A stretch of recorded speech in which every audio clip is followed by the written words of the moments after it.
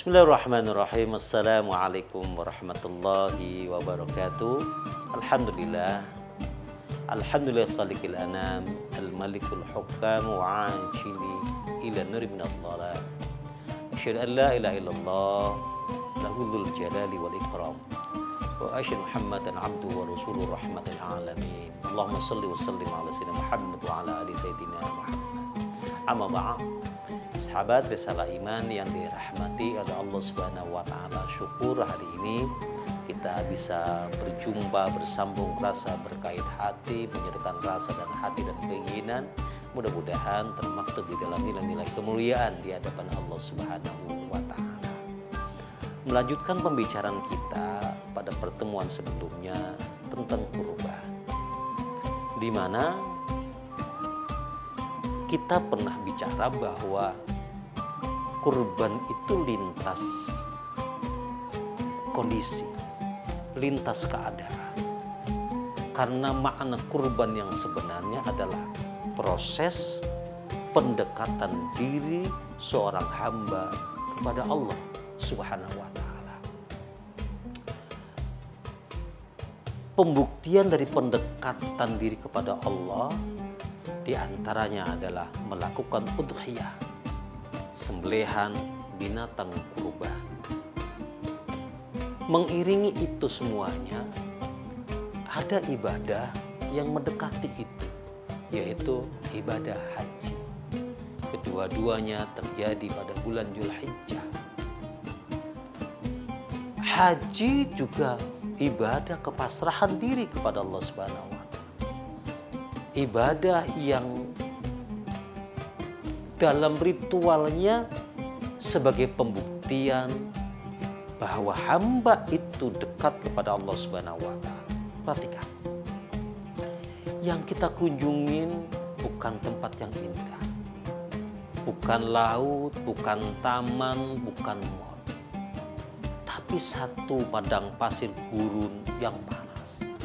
Makkatal Mukarramah. Sampai di sana kita tidak diminta untuk bersenang-senang. Sampai di sana kita diminta untuk menanggalkan pakaian dan pangkat kita. Diminta untuk memakai kain ihram. Belum selesai, kita diminta untuk tawaf 7 putaran. Kalau satu putaran 600 meter, maka kalau 7 putaran sudah mencapai 300 lebih. Paling tidak kurang lebih sekitar 3 kilo. Belum selesai diminta untuk sa'i baina Shafa dan Marwah. Andaikan satu putaran itu 1 kilo, maka 7 kali berarti 7 kilo. Semua ibadah itu diminta oleh Allah pada kita semuanya. Capek? Yes. Lelah? Iya. Penat? Luar biasa. Perjalanan yang tidak memakan uang yang sedikit. 9 jam. Waiting list hajinya panjang sampai puluhan tahun. Biayanya besar. Tapi kenapa kita pada mau? Lihat. Berbondong-bondong ribuan orang berangkat ke kota suci Mekah. Jutaan manusia umroh setiap hari, setiap waktu. Mereka lakukan itu. Tapi kenapa? Mereka ingin melakukan itu, bahkan antri setiap hari, setiap waktu umroh atau setiap tahun haji. Di sana ada yang namanya kepasrahan kepada Allah Subhanahu wa taala. Kurban pun demikian. Lalu kemudian apa hukum kurban? Hukum kurban secara jumhur ulama disebut dengan sunnah muakkadah. Apa itu sunnah muakkadah? Sunnah yang sangat amat sangat diprioritaskan. Biasanya sunnah muakkadah itu ketika dilakukan oleh Rasulullah SAW, dia bersifat wajib. Nah, sahabat, hari ini kita bertanya, kalau sunnah muakkadah dihitung dari keseharian kita, apakah kemudian kita masih berpikir untuk tidak kurban? Di pertemuan yang lalu kita pernah bicara, kalau investasi kurban itu 3 juta, dibagi 10 bulan, dibagi 30 hari, satu hari hanya Rp10.000. Sanggupkah kita ngumpulin itu? Sebenarnya sanggup. Cuman problemnya itu adalah kita ngaku miskin di hadapan Allah Subhanahu wa taala, sementara di kita sebenarnya pelit. Fasholli li rabbika wanhar. Diminta kita untuk sholat dan diminta untuk berkorban. Setelah apa? Setelah Allah ngasih tahu, Anda dikasih rizki, Anda dikasih kehidupan yang hebat, Anda dikasih uang, Anda dikasih rizki yang luar biasa tiap hari. Korban dong, korban. Lalu bagaimana sikap kita terhadap kurban? Kita lanjutkan setelah yang berikut ini.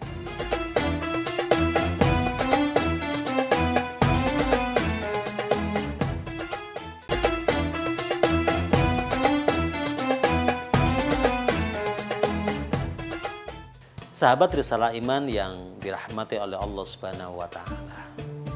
Maka sunnah yang muakkadah ini harus kita lakukan kecuali kalau memang benar-benar sulit dilakukan.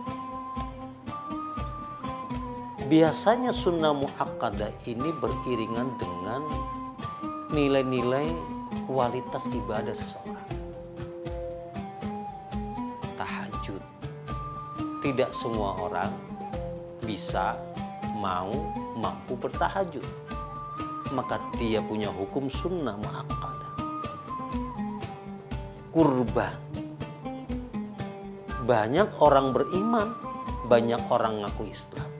Tapi tidak semua orang beragama Islam mau berkorban, mau menyembelih kambing meskipun dia punya uang atau dia mampu untuk ngumpulin. Maka sifat sunnah-sunnah yang muakkadah itu biasanya berbarengan dengan tingkat ujian yang lebih kuat terhadap keimanan seseorang, di mana ketika dia melakukan itu, maka dia sebenarnya sudah keluar menjadi al-faizu, orang-orang yang menang dalam perjuangan mempertahankan iman di hadapan Allah Subhanahu wa taala. Nah, teman-teman, masih ada waktu. Masih ada waktu untuk yuk kumpulkan. Kumpulkan. Saya sering bicara bahwa rizki itu kalau kita cari dengan metodologi dunia dan dengan prinsip dunia, maka Anda akan mendapatkan dengan keuntungan dunia saja. Contoh sederhana, kalau saya jualan dagang, maka keuntungan saya hanya 30%. 25, 20%. Kalau saya kemudian bekerja sama dengan seseorang, saya pasang tender, kemudian modalnya dari yang orang lain, maka saya hanya mampu mengambil keuntungan antara 10-15. Kalau saya tidak bekerja dan saya hanya pasang modal saya saja, maka saya punya keuntungan hanya 8%. Kalau saya nggak ngapa-ngapain, saya depositokan, maka keuntungan saya angkanya hanya 1,3%, itu paling tinggi. Itu dunia. Tetapi kalau kemudian Anda bertijarah dengan cara dunia tapi berprinsip akhirat, Di mana Anda dagang, Anda kumpulkan uang untuk umroh. Anda dagang, sebagian kumpulkan untuk haji. Anda dagang, kemudian sebagian Anda kumpulkan untuk kambing. Tabungan kambing setiap hari. Maka janji agama pasti akan fi kulli sumbulatin mi'atal habbah. Setiap kali tanaman yang kita tanam, usaha modal yang kita tanamkan, maka di sana akan muncul 100 keuntungan, di mana dari 100 keuntungan itu akan menebar 7 kali cabang. Berarti 1000 modal, kita punya keuntungan 700.000 keuntungan. Maka siapa sih orang-orang yang sebenarnya kaya? Orang-orang yang sebenarnya kaya adalah mereka yang menggunakan akal nurani hati dan pikirannya untuk tujuan Allah Subhanahu wa Ta'ala, untuk tujuan akhirat. Kemarin sudah sempat kita singgung berapa banyak kira-kira orang yang korban kambing atau nungguin kesek daging kambing. Padahal kalau dilihat dalam satu komplek, rumahnya sama, mata pencariannya juga sama. Tetapi kenapa si A bisa korban, si B tidak bisa korban? Karena mindsetnya berbeda. Mindset orang yang tidak korban, dia katakan bahwa kalau korban, uang saya berkurang dan habis. Sementara mindset orang yang berkorban, dia akan berpikir, saya berkorban kepada Allah, yang memberi rezeki Allah, yang ngasih keuntungan Allah, yang ngasih kehidupan Allah. Ini berarti keuntunganku pasti akan berlipat-lipat karena saya sedang bertijaroh dengan Allah Subhanahu wa Ta'ala. Sahabat Risalah Iman yang dirahmati oleh Allah Subhanahu wa Ta'ala, ayo lakukan sesuatu yang luar biasa. Kita punya anak, ajarkan mereka untuk berkurban. Nah, kurban yuk. Gimana caranya, Pak? Ini papa punya uang, kamu kumpulkan. Besoknya lagi, nah ini ayah punya uang untuk kamu sekolah. Separohnya kamu kumpulkan untuk kurban. Setiap hari anak dididik untuk itu. Setelah itu, ajak anaknya untuk beli kambing. Nah, pilih kambing yang terbagus dan yang termahal dari uangmu.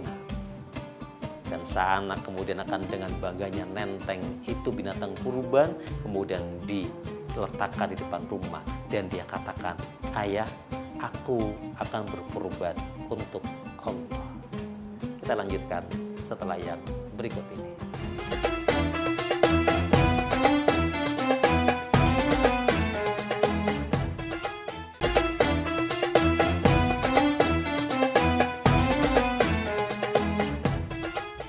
Sahabat Risalah Iman yang dirahmati Allah Subhanahu wa Ta'ala. Orang tua korban, ayah korban, istri korban, anak korban. Lalu bagaimana kita mensikapi kurban? Ya. Di dalam kurban itu semuanya sunnah. Di dalam kesunahan ada kesunahan yang lain. Apa itu? Binatang kurban hendaklah dibeli oleh diri sendiri dan dipilih oleh diri kita sendiri dan memilih yang paling bagus. Yang kedua, berkurbanlah dengan harta kesayangan kita, bukan orang lain. Nabi Ibrahim yang dikorbankan adalah anak tercintanya. Nabi Ibrahim berkorban anak yang ditunggu bertahun-tahun. Maka hendaklah kita berkorban dari harta uang yang kita cari. Jadi kalau suami berkorbannya uangnya dari yang dia cari. Istri berkorbannya jangan uang suami. Uang siapa, Ustadz? Satu, kalau dia berdagang, kalau dia kerja, kalau dia cari duit, maka dari situ uangnya. Ustaz, saya nggak kerja, saya nggak cari duit dari suami. Ambil dari nafkah yang dikasih oleh suami. Kan ada uang belanja, ada uang bayaran, ada uang listrik. Itu bukan nafkah. Nafkah adalah uang yang diberikan suami kepada dirinya, di mana ketika nafkah diberikan, dia bebas menggunakan nafkah itu untuk kepentingan pribadinya. Ambil dari sana. Kenapa? Kurban itu adalah harta yang dia miliki dan harta yang dia cari dan harta yang dia cintai. Maka kalau mengorbankan anak, maka jangan kemudian belikan kambing. Latih dia untuk mengumpulkan uang, mungkin menyisihkan dari bayaran, mungkin menyisihkan dari uang-uang yang lainnya. 2. Sunnah kurban yang lainnya adalah dia memilih kurban yang terbagus dan termahal. Saya yakin kayaknya ini susah. Pasti nawar. 3. Sunnah kurban adalah dia menyembelih sendiri. Dia asah goloknya, dia rebahkan kambingnya, kemudian dia sembelih itu kambing. Kenapa? Harus ada perasaan, ya Rob, ini hartaku, ini uangku yang aku korbankan kepada Engkau. Kesunahan yang selanjutnya adalah makan itu binatang kurban untukmu. 1/3 untuk hadiah saudara, emak kita, bapak kita, bos kita, relasi kita. 1/3 untuk mereka yang membutuhkan. Nah, binatang kurban itu dagingnya bersifat universal. Boleh diberikan kepada orang muslim dan boleh diberikan kepada non-muslim. Yang ketiga, thuluthul nafsi. 1/3 untuk Anda yang hari ini atau besok berkurban. Maka nikmati itu. Nah, problemnya hari ini adalah kita melaksanakan sunnah muakkadah yang bersifat minimalis. Kalau minimalis Ustaz, iya. Belinya online. Nitipnya kurban ke orang lain. Dia nggak nyembelih, dia nggak lihat kambingnya, dia nggak tahu prosesnya. Yang penting terima foto, selesai. Itu namanya kurban minimalis. Harusnya Anda mendapatkan pahala yang banyak, yang luar biasa. Pilih sendiri itu kambingnya, pilih sendiri sapinya, sembelih sendiri, kemudian Anda saksikan bagaimana mendistribusikannya. Itu sunnah. Malah dewasa ini banyak namanya akikah online. Nyembelih enggak, beli milih sendiri tidak, masak enggak, dibagiin enggak, yang bagiin orang lain. Padahal akikahnya untuk anak sendiri. Usaha akikah itu kan fida untuk membebas anaknya dari berbagai macam problem dunia, akhirat, alam kubur, dan supaya anaknya kuat. Kalau pingin kuat anaknya, harusnya sang ayah menyembelih sendiri, masak sendiri, kemudian memperlakukan akikah itu dengan potongan yang bagus. Sunnahnya adalah dipotong antara ruas dan ruas, bukan dipotong tengah. Hikmahnya apa? Hikmahnya adalah anak itu kuat dan tidak gampang putus asa dan tidak lemah dalam kehidupan. Nah, sahabat risalah iman yang dirahmati oleh Allah Subhanahu wa taala. Hari ini kita telah belajar tentang satu ibadah, di mana ibadah itu harus punya nuansa ihsan. Apa ihsan itu? Ihsan itu adalah satu ibadah yang tidak perlu bertanya untuk apa, yang tidak perlu bertanya kenapa, yang tidak perlu bertanya dapat apa, kenapa. No, ihsan itu adalah kepasrahan yang luar biasa kepada Allah Subhanahu wa taala, sekalipun ibadah itu terkesan aneh, tawaf, sa'i, lempar jamarot, atau kemudian menyembelih binatang kurban. Sumbunya adalah karena iman. Mudah-mudahan Allah kuatkan iman kita dan Allah jadikan kita sebagai hamba yang terbaik dan baik dan berusaha untuk baik, hamba yang saleh, mukhlisin, dan hamba yang tetap dalam keimanan dari Allah Subhanahu wa taala. Jumpa di lain kesempatan. Walafu minkum. Assalamualaikum warahmatullahi wabarakatuh.